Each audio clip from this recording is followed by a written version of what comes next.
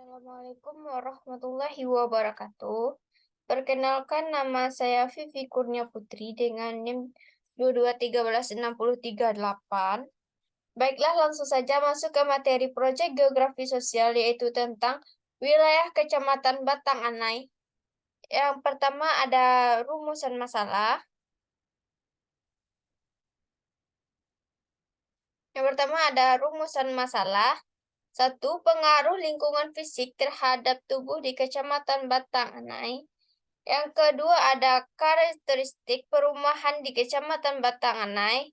Yang ketiga ada komunitas di Kecamatan Batang Anai. Yang keempat ada institusi.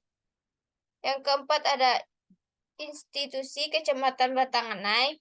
Yang kelima ada rural atau desa yang ada pada Kecamatan Batang Anai. Yang keenam ada urbanisasi di Kecamatan Batang Anai.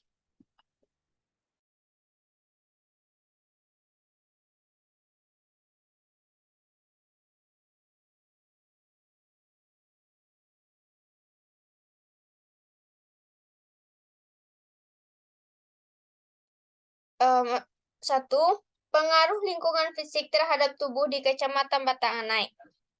Letak astronomis Kenagarian Sungai Buloh Kecamatan Batang Anai adalah antara 100 derajat 14 menit 00 detik bujur timur sampai dengan 100 derajat 26 menit 53 detik bujur timur dan 0 derajat 41 menit 30 detik lintang selatan sampai dengan 0 derajat 48 menit 55 detik lintang selatan.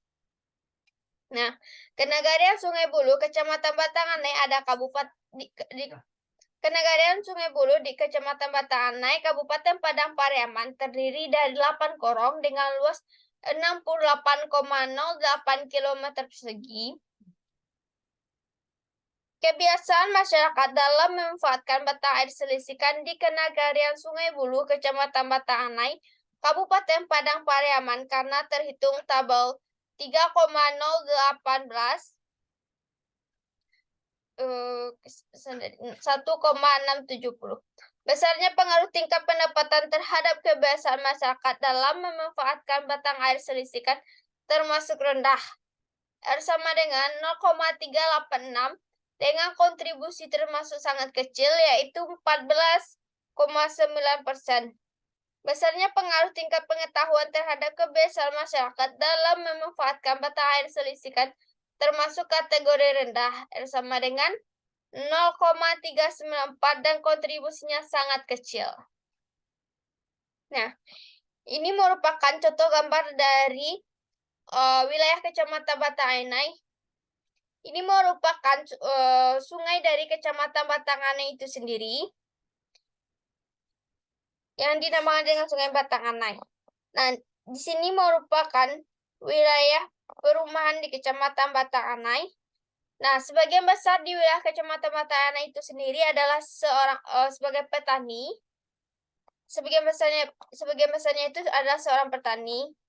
Nah, di sini sendiri adalah wilayah ini adalah wilayah pertanian seperti lahan sawah, ladang, dan lain-lain.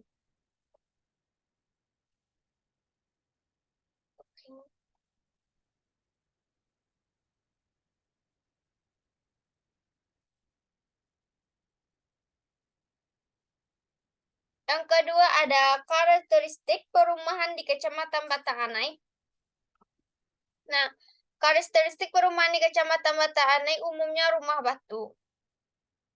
Karakteristik perumahan di Kecamatan Batang Anai itu ada dua. Yang pertama ada perumahan di pedesaan. Ini merupakan contoh gambar dari rumah pedesaan. Dan ini merupakan contoh rumah di Kecamatan Batang Anai yang rumahnya itu di kompleks gitu. Nah, karakteristik perumahan di Kecamatan Anai umumnya rumah batu dan area rumah yang luas sehingga memungkinkan masyarakat yang tidak tinggal di kompleks melainkan di perkampungan biasa seperti gambar yang ini, membuat rumah yang lebar dan juga panjang. Rumah yang luas yang panjang digunakan untuk menyambut kedatangan anak mereka yang dari rantau untuk beristirahat. Khususnya di wilayah Kecamatan Batang Anai ini memiliki rumah yang lebar dan juga panjang karena banyak dari masyarakat sendiri yang hobi merantau dan rumah tersebut digunakan untuk mereka berkumpul. Nah, ini merupakan contoh dari contoh dari gambar perumahan di Kecamatan Bata Anai. Ini merupakan contoh gambar dari rumah pedesaan yang memiliki luas yang memiliki lebar dan juga panjang dan memiliki halaman yang luas. Umumnya identik dengan perumahan di perkampungan itu identik dengan halaman yang luas, baik depan, samping, belakang, itu memiliki halaman yang cukup luas.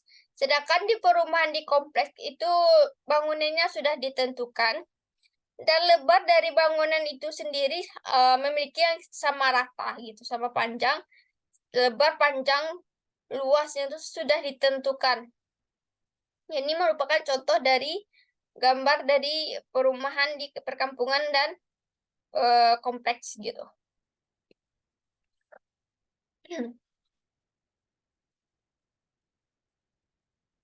Yang ketiga ada komunitas di Kecamatan Bata Anai.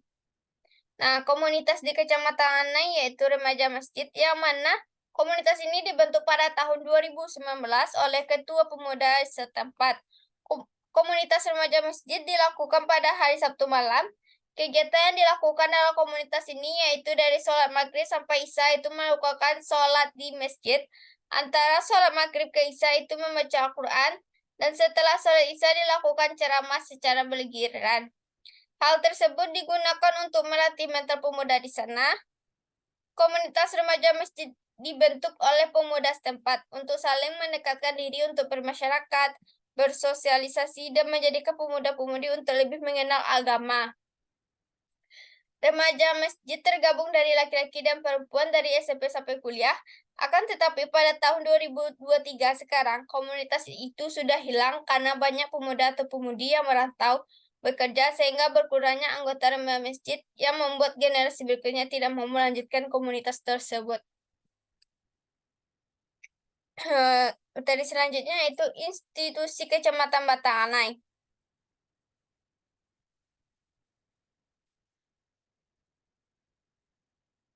Pengelolaan hutan negeri adalah keseluruhan kegiatan pengelolaan yang dilakukan oleh Lembaga Pengelolaan Hutan Negeri (LPH), dilakukan dalam wilayah administrasi negari dengan tujuan untuk meningkatkan kesejahteraan masyarakat negari kelestarian hutan. Pengelolaan hutan negari selaras dengan karakteristik pengelolaan hutan berbasis masyarakat (PHBM), yaitu adanya akses yang legal dan pasti masyarakat terhadap sumber daya hutan dalam rangka distribusi pemerataan nilai manfaat hutan dan optimasi berfungsi-fungsi hutan di tengah-tengah kehidupan masyarakat. Itu merupakan dari institusi Kecamatan Bata Anai itu sendiri. Yang selanjutnya materi kelima yaitu rural atau desa di Kecamatan Batang Anai. Nah, desa-desa di Kecamatan Batang Anai pada umumnya adalah wilayah pertanian yang sebelumnya sudah saya bahas, di mana masyarakat pada umumnya adalah petani dan berdagang. Namun, ada juga desa yang memiliki potensi wisata seperti Candi Bukit Raf di Pasar Usang, Gosong Muara Anai di Ketaping, Panorama Bukit Api di Lubuk Api, Lubuk Kandi di Batang Anai, Singapasar Osang di Sungai Buluh. Ini merupakan di pemandian di Lubuk Kandi, Kuliek, Pasar Usang. Nah, contoh dari pemandian itu sendiri yaitu di wilayah perkampungan masuk ke dalam. Dan ini merupakan pantai di Ketapang. Oke, selanjutnya. Urbanisasi yang materi ke-6 yaitu urbanisasi di Kecamatan Bata Anai.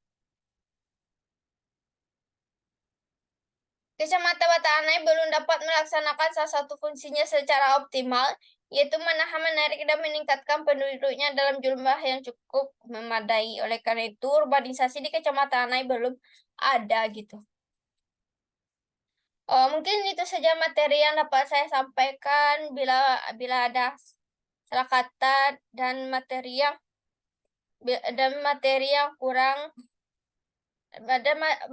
yang kurang dipahami, saya mohon maaf. Saya akhiri. Wassalamualaikum warahmatullahi wabarakatuh.